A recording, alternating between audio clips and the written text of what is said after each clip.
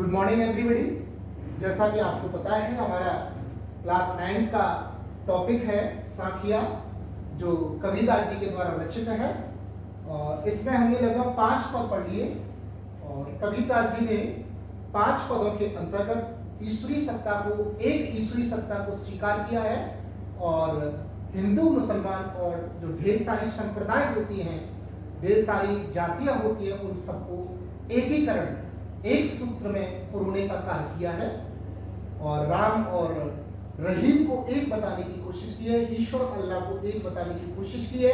और जो व्यर्थ के झंझटों में, व्यर्थ के कार्यों में, निरुद्देश्य कार्यों में जो लोग फंसे रहते हैं, संसार के वास्तविक जीवन के उद्देश्य को भूलकर अन्य कार्यों में लगे रहते हैं, उन सभी अन्य कार्यों में से निकालकर जो वास्तविक उद्देश्य होता है, उस उद्देश्य में लगाने की कोशिश की है कबीरदास जी ने।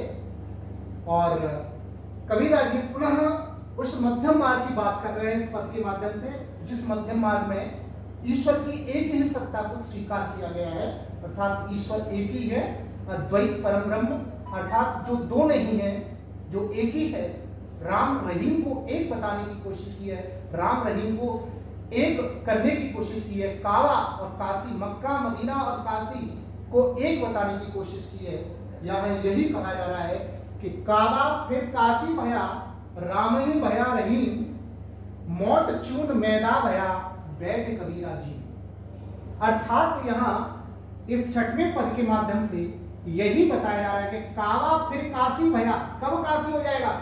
जब आप मध्यम मार्ग को अपनाने लग जाएंगे, जब आप दुनिया के जितने भी ईश्वरीय सत्ता है उस सब में एक भाव स्वीकार करने लग जाएंगे। अर्थात ईश्वर को एक ही, चाहे राम को हो चाहे रहीम, ईश्वर अल्लाह तेरो ही नाम, सबको संपत्ति दे भगवान को आपने सुना ही होगा।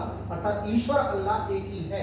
जब ईश्वर अल्लाह को एक स्वीकार कर लोगे, जब काबा और काशी को आप एक मानने लग जाओगे, और एक कब मान पाओगे आप? जब आप मध्यम मार्ग को अपना लोगे, अर्थात दोनों की सत्ता को एक स्वीकार कर लोगे। राम ही भया रहीम, तो राम को आप रहीम मानने लग जाओगे, रहीम को आप राम मानने लग जाओगे। अर्थात काशी को काबा मानने लग जाओगे और काबा को आप काशी मानने लग जाओगे, जब आप उस ईश्वर की एक सत्ता को मानने लग जाएंगे। फिर उससे क्या हुआ? मोट चून मैदा भया। जो मोटा चून था, जो आपस में झगड़े का जो मोटा चून था, वह मैदा में परिवर्तित हो जाएगा। था मोटा चून जो था, विभिन्न संप्रदायों का, विभिन्न जातियों का, विभिन्न रंग रूप बोली भाषाओं का जो इस संसार में जो एक विश्व व्याप्त है, वह सब एक मोटे चून की तरह है। जब वह मोटा चून जब अच्छे से पिस जाएगा, तब वह मैदा का काम कर जाएगा। कबीरदास जी कह रहे हैं, बैठ कबीरा जी, अब इसको अच्छी तरीके से खा, अब इसको कोई दिक्कत नहीं होगी, क्योंकि मैदा में भूसी नहीं होती है, आटे में भूसी होती है। और आटे को छानने का कारण यही होता है कि उसमें मोटापन होता है। जब व्यक्ति के अंतर्गत उस तरीके से भावनाएं, उसकी दुर्भावनाएं होती हैं, जो वास्तविक भावनाएं उसमें जन्म लेनी चाहिए, वो वास्तविक भावनाएं उसके अंतर्गत नहीं होती है। वो संसार में भेद रूप में रहता है, हर चीज में भेद करता है, जाति में, संप्रदायों में, धर्मों में भेद करता है। जब वो अभेद रूप जब धर्म को स्वीकार करने लग जाता है, तो उसी के लिए यहाँ कबीरदास जी प्रेरित कर रहे हैं कि जब आप ईश्वर की एक सत्ता को मानने लग जाओगे, तो संसार में जो आपका जो विभिन्न संप्रदायों को मानने वाला जो मत है, वो नष्ट होकर आप सभी को एक मानने लग जाओगे। अर्थात मोट चून मैदा भया, बैठ कबीरा जी, अब इसको तू अच्छे प्रकार से खा। अर्थात अभी तक ये जो आपस का झंझट था, आपस की धर्म संप्रदाय का जो झंझट था, उसके झंझट से छूटकर अब तू सबको एक मानकर अब इसको अच्छे तरीके से, अर्थात इस संसार में अब तू बहुत अच्छे तरीके से रहे।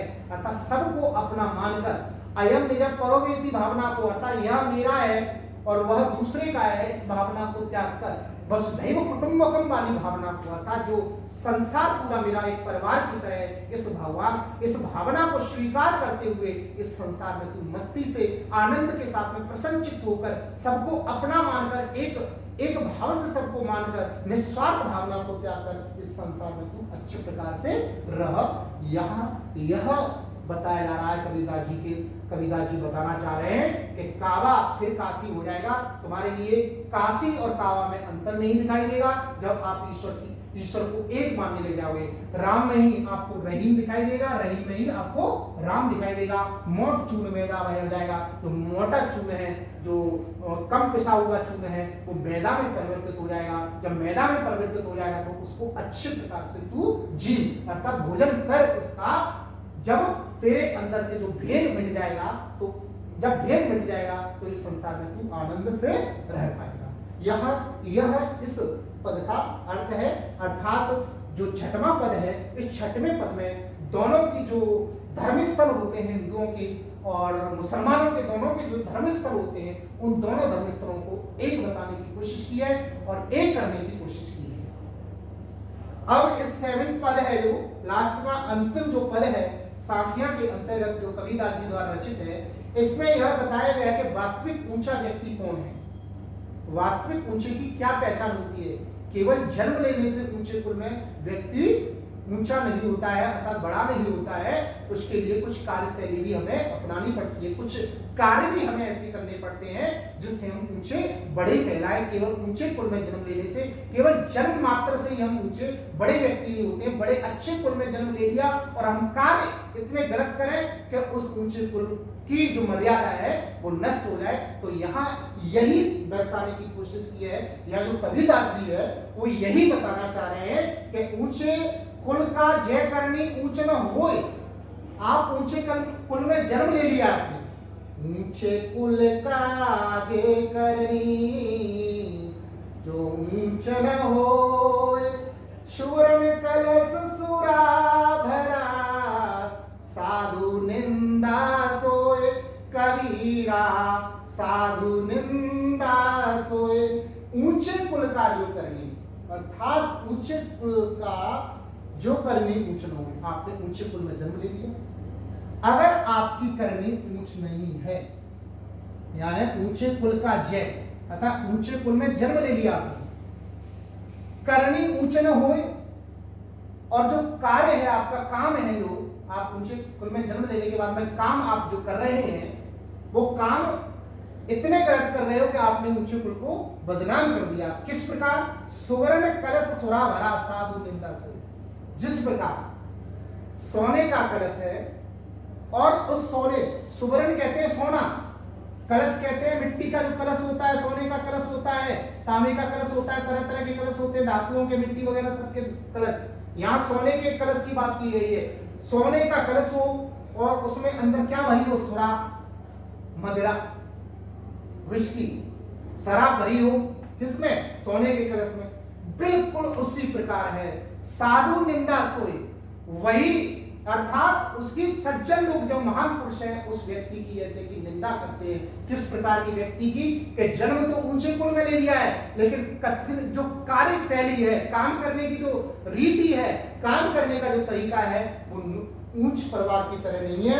अर्थात किस प्रकार? जिस प्रकार सोने के कलश में सुरा भरी हो और उसका साधु निंदा सोए। साधु कहते हैं सज्जन लोग, संत लोग उस व्यक्ति की निंदा करते हैं। किस व्यक्ति की निंदा करते हैं? जो ऊंचे कुल में जन्म लेने के बाद में ऊंचे कुल की तरह जो कार्य नहीं करता है, नीचे कुल की कार्य करता है। वह किस प्रकार है? जिस प्रकार सोने का कलश हो और सोने के कलश में विष की भरी हो और अंदर ऊपर से सोना हो, अंदर उसके विष भरा हो, साधु निंदा हो। अर्थात इस प्रकार के कलश की, इस प्रकार के व्यक्ति की सज्जन लोग, संत लोग, महापुरुष लोग, ईश्वर उसकी निंदा करते हैं। तो यहाँ व्यक्ति वास्तविक ऊंचा कौन है उसके बारे में इस पद के अंतर्गत बताया गया है। एक बार पुनः दोनों पदों के बारे में, कावा फिर काशी भया, रामे भया रहीम, मोट चून मैदा भया, जय कबीरा जी। अर्थात कावा फिर काशी हो जाएगा। कब हो जाएगा? जब आप ऊंच और नीच का धर्म त्याग दोगे, जब हिंदू मुस्लिम के आप जो भेद, जो अभेद, जो भेद करते हो आप उसको त्याग दो, राम और भया रहीम, तब आप राम और रहीम में आपको कोई फर्क नहीं दिखाई देगा। मोट चून मैदा भया, जो मोटा चून, जो एक आपके अंदर एक विस्मय अर्थात एक शंका व्याप्त है कि आप हिंदू हैं, आप मुस्लिम हैं, आप ये हैं, आप इस जाति के, आप इस धर्म के हैं। जब इस प्रकार की शंका मिट जाएगी तो जो मोटे चून के समान जो शंका है आपके मन में बैठी हुई है वो मैदा की तरह हो जाएगी। अब वो कबीरा कह रहे हैं कि अब इसको मस्ती सिखा, जब आपके अंदर कोई भेद नहीं होगा तब आप इसको बैठ के अच्छे तरीके से भोजन कर। कब कर? जब तेरे अंदर कोई भेद ना हो हिंदू मुस्लिम जातियों का, तब इसका तू अच्छे से आनंदित होकर इस संसार में रहे। ऊंचे कुल का जे करनी ऊंच न होए। ऊंचे कुल में जन्म लेने से केवल ऊंचा व्यक्ति नहीं हो जाता है, करनी ऊंच न होए। अगर उस व्यक्ति की करनी अर्थात कार्यशैली अर्थात काम अगर उच्च कुल जैसी नहीं है तो वो व्यक्ति किस प्रकार है कि जिस प्रकार सुवर्ण कहते हैं सोना, कलश कहते हैं कलश को, सोने का कलश हो और उसके अंदर मदिरा भरी हो, जिस प्रकार वो सुशोभित होता है उसी प्रकार वह व्यक्ति सुशोभित होता है कि उच्च कुल में जन्म तो ले लेता है लेकिन उच्च कुल जैसे कार्य नहीं करता है। इस कारण से व्यक्ति को इस प्रकार का नहीं होना चाहिए। तो दोनों पदों में नीचे वाले पद में वास्तविक ऊंचा व्यक्ति कौन है, वास्तविक नीचा व्यक्ति कौन है, इसके बारे में बताया गया है। ऊपर के बारे में बताया गया है, ऊपर वाला जो पद है छठवां, कि जब व्यक्ति के अंदर भेद नहीं रहता है, जब मध्यम मार्ग को अपना लेता है, जब ईश्वर की सत्ता को एक मानता है, ब्रह्म को एक मानता है, तब वो किसी में भेद नहीं समझता है। तब उसके लिए कहता है अगर जो व्यक्ति भेद नहीं समझता है वो इस संसार में आनंद से रहता है। इस प्रकार इन दोनों पदों का आपका अर्थ हो जाता है। ये साखी नामक जो चैप्टर है कबीरदास जी के द्वारा रचित है, क्षितिज का पद्य भाग का, ये आपका चैप्टर समाप्त हो जाता है। इसमें 7 पद हैं। इन 7 पदों में आपको कोई भी प्रॉब्लम हो, किसी भी प्रकार की प्रॉब्लम हो तो आप निसंकोच से व्हाट्सएप नंबर पर पूछ सकते हैं। Thank you, have a nice day.